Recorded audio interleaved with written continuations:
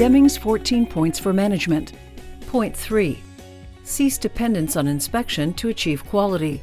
Eliminate the need for inspection on a mass basis by building quality into the product in the first place. When Deming was talking about ceasing inspection, he wasn't saying that there are no longer inspectors. He was saying cease dependence on inspection.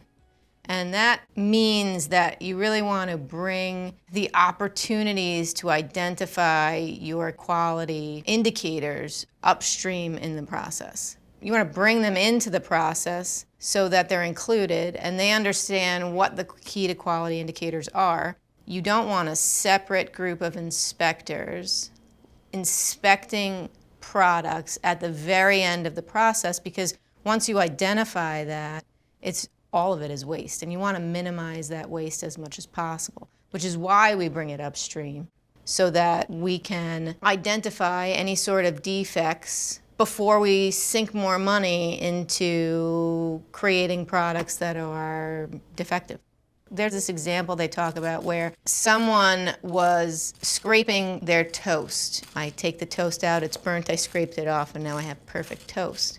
I think how that relates to ceasing dependence on inspection is if you're creating defective products and you notice that they're defective, when you're doing that rework, that's all waste. So that's the scraping off of the toast, is this reworking of defective product. I work in the antenna world, and when we find a defective antenna after the whole thing's been assembled, that's thousands of dollars down the drain.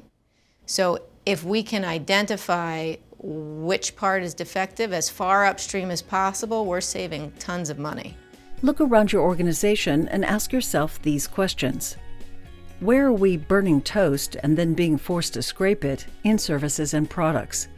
What traditional management beliefs, policies, and actions cause us to burn toast?